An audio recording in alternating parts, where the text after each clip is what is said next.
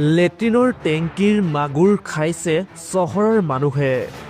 সঁচাকৈ কৈছোঁ, ডাক্তৰে মাগুৰ মাছ খাবলৈ ক'লেও নাখাব।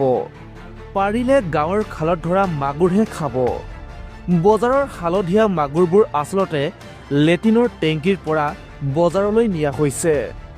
গুৱাহাটীৰ মাছ ব্যৱসায়ীয়ে গোপনীয়তাৰ চৰ্তত প্ৰকাশ কৰা অনুসৰি বজাৰত উপলব্ধ 90% মাগুৰ চেপ্টিক টেংকত পোহা। বৰ্তমান যিহেতু সুবিধাজনক স্থানত লেট্ৰিনৰ টেংকি খন্দা হয়, সেই আৰম্ভণিতে তাত মেলি দিয়া হয় মাগুৰৰ পোনা।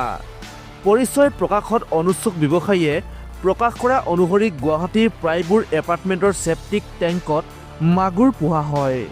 সেইবোৰ মাগুৰৰ ৰং ঈৰ্ষত হালধীয়া হয়। নুনমাটি, নাৰেংগী আদি প্ৰায়বোৰ বাসিন্দাৰ লেট্ৰিনৰ টেংকিতে মাগুৰ আছে।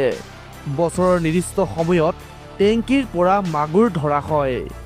চাংচাৰী, আমিনগাঁও আদি এলেকাতো চেপ্টিক টেংকত মাগুৰ প্ৰতিপালন হৈ পৰিছে স্বাভাৱিক কাৰ্য। বেপাৰীজনে প্ৰকাশ কৰা মতে মানৱপৃষ্ঠ খোৱা মাগুৰ সোনকালে ডাঙৰ হয়, সেয়ে লেট্ৰিনৰ টেংকিত পোহা হয় মাগুৰ। গুৱাহাটীৰ বজাৰলৈ প্ৰেৰণৰ বাবেই নগাঁও, মৰিগাঁও, বৰপেটা আদিতো লেট্ৰিনৰ টেংকিত মাগুৰ পোহাটো বাঢ়িছে। সেইবোৰ হালধীয়া মাগুৰ লৈ সদায় পুৱা গুৱাহাটীলৈ যায় গাড়ী।